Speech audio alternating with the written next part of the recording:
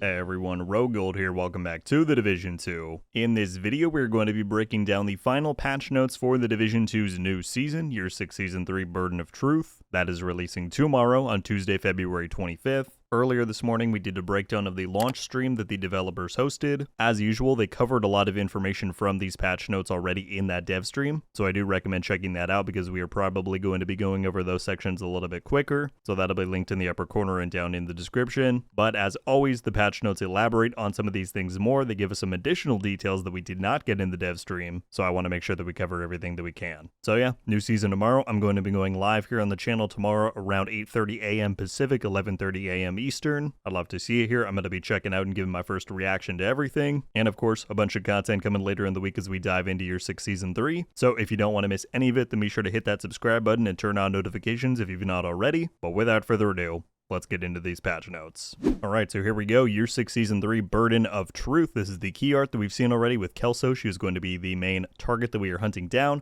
or trying to find, rather. We're not trying to eliminate her, but agents are now tasked to track Kelso's whereabouts in DC to locate her and bring her in. She's leaving a trail for us to follow, paved with intel and reveals about Lau's recruitment and the Cassandra mission. And I love this line here. They say, "We know Schaefer is the key, but the key to what?" So, sip on that Kermit coffee, get comfortable, and let's break down everything Year 6 Season 3 has in store. So here's the total list of what we're going over, and let's get to it. They first break down the new seasonal modifier, which is called Rogue Momentum. Again, we went over all of this in the dev stream, including some examples and all of that, but the basic gist is that with weapon and skill kills, the more enemies you eliminate, the more momentum you build up, but keeping it is just as crucial as gaining it. So you can see momentum will build up through combat actions with different kills granting different amounts. Standard enemies give a small boost, while headshots, skill-based eliminations, multi-kills, and explosive takedowns provide even bigger gains. So I like that because then you could incorporate stuff like mortar turret builds or sniper builds, and that's going to get you even more than you would have normally. And then elite targets offer you even more momentum, and as you take them down, the momentum meter will fill up, and that unlocks bonuses from this chart. So this is a very handy chart that kind of shows us the different tiers here. You have tier 1 through 5 with calculated, swift, ruthless, savage, and unstoppable, and it gives you all of these bonuses.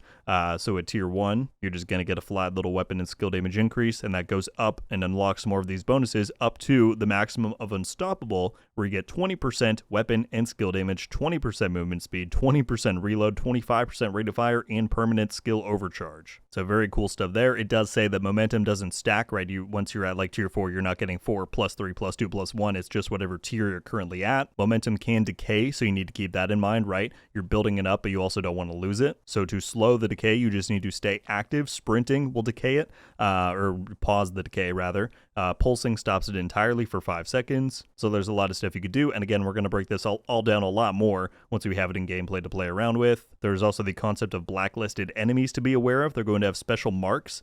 Taking them down will give you huge momentum boosts, those being 7% for standard ones and 10% for elite ones. And when you take them out, you get the energized buff, which is a 15-second buff that increases weapon handling and crit chance by 10%. But you have to be careful because you don't want to take them, or if you don't take them out quickly, they will drain your momentum fast if they shoot you. So they should be your top priority when and if they're on the field. Just like last season, we have active and passive modifiers. We have Overdrive, Vendetta, and Tactical Supremacy. Again, we've broken these down on the PTS, and I recommend you check out the patch notes more if you want to read through all of these things. Again, it will be linked in the description. But once again, once these are in the game and we can actually test them out, we will get a better idea of how they all work. We've also talked about the new hostile modifier. There is only one this season as opposed to the 4 last season. It's called Frenzy, and it's pretty simple. It just gives enemies extra rate of fire, movement speed, and armor and health regen in combat, and the potency of that buff will increase the further you are in your journey. So the enemies are scaling up with you. It won't be like last season where they had all of their abilities right out of the gate, so that should be pretty good. Again, we've talked about this a lot, but we have increased stash space coming,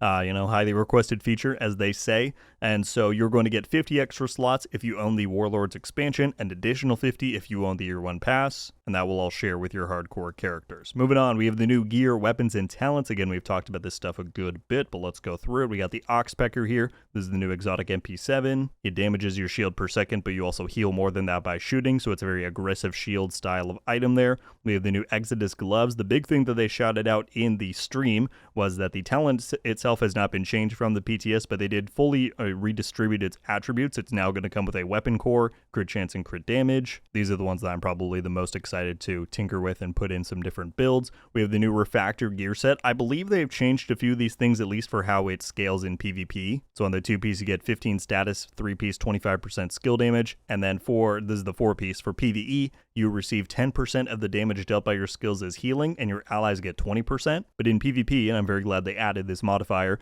you only get 5% of the damage dealt, and your allies will get 10%. The chest piece talent then increases those amounts. I believe these are flipped around, though. I mean, pretty clearly they are. It's meant to say for PvE, you would get 10 to 25 and 20 to 35, and then in PvP, it's going to go from 5 to 15 and 10 to 20. The backpack talent got buffed from the PTS. It used to be that you could get up to 40% bonus armor. That's now 80%, but that doesn't apply to allies. The new brand set here is going to be the shiny monkey gear. It gives you the 1-piece of 15 skill duration, 2-piece 5 efficiency, 3-piece 52% repair skills, and we're going to be getting perfect energize and a perfect attribute on these knee pads with 16% status effects. Moving on down here, they break down how you can get the new refactor gear set. It's going to be available through caches and the final 3 chapters of the journey. You'll get like guaranteed pieces there, but as always, it will immediately be added to the targeted loot rotation if you want to jump into Countdown or Summit and get that really quickly. But they do note that additionally, blueprints for the set will be available exclusively through the seasonal journey. Additionally, we have a new weapon talent coming called Pressure Point, which amplifies weapon damage by 15% to enemies under status effects. They might have buffed that. I thought it was going to be 10, but that's kind of crazy. And then the perfected versions come with the Goalie FAL and the Rusty RPK, and that increases that 15% to 20. All right, and then just like last season, we're getting a new Master Climax mission this season.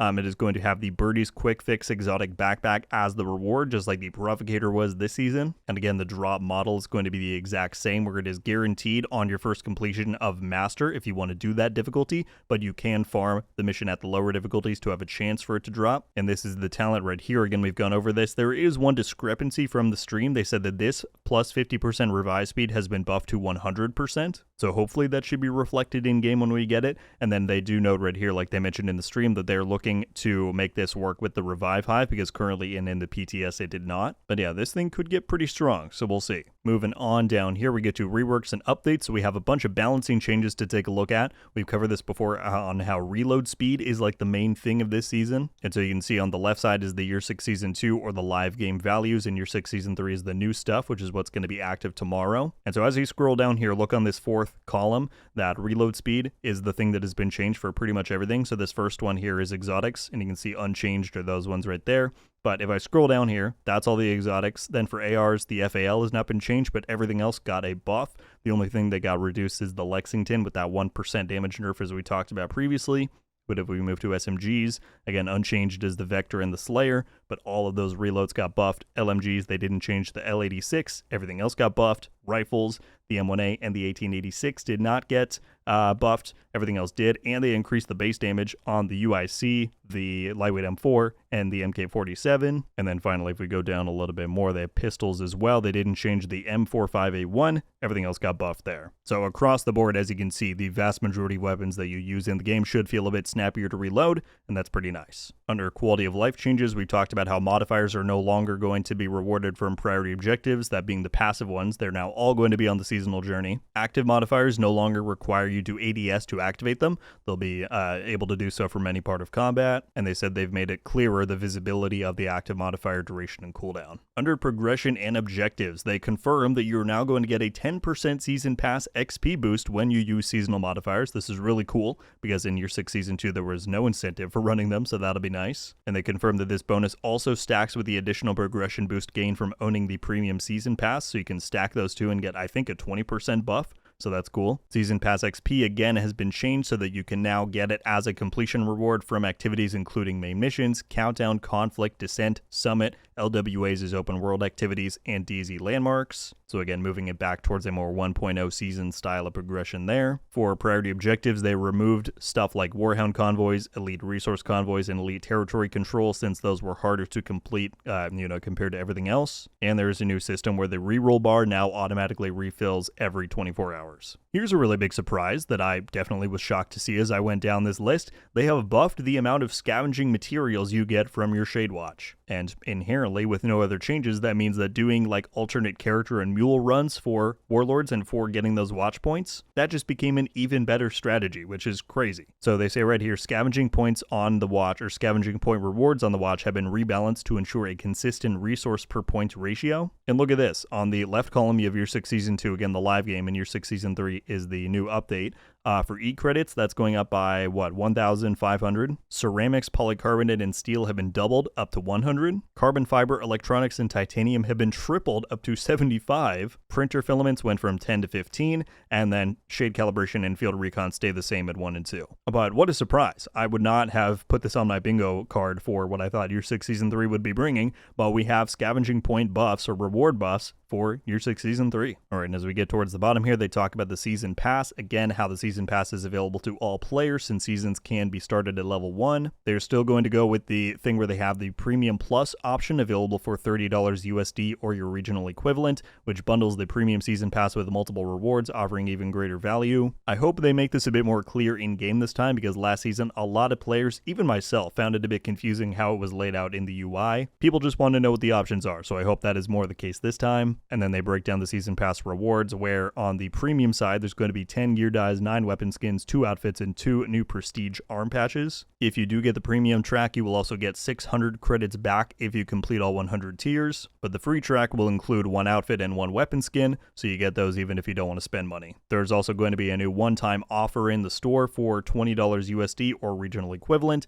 It includes 2,000 premium credits and 600 extra, so 2,600, and you'll get the clawed helmet. This thing looks pretty cool, I won't lie. This is usually the route I go to get my credits for the season pass, so this will be available in the store starting tomorrow. And there you go, my friends. They say that is the brief completed and intel shared for all of the events and content we have coming with Year 6 Season 3 Burden of Truth. You can also check out some stuff on the Known Issues board. I always have this linked in the description of my videos. It's a very good resource to have saved. But yeah, they say good luck out there. So my friends, that is the breakdown for the Year 6 Season 3 patch notes for the Division 2. A bunch of stuff coming our way. Again, we knew about a lot of this from the PTS, from the dev stream earlier today, but with stuff like the scavenging point changes, some of the individual balancing stuff and all of that, there's a lot coming that we need to break down. Once again, I'll be live tomorrow diving into all of this throughout the week, and following this week, I'll have plenty of videos covering everything, so stay tuned for coverage on this new season of the Division 2. Is there anything in here that really surprised you? Is there anything that you were disappointed by? Anything you were impressed by? As always, whatever you're thinking, I would love to hear it down below. That's going to do it for me today, though, folks. I will see you back bright and early tomorrow, but until then, thank you all so much for watching. RogueGold.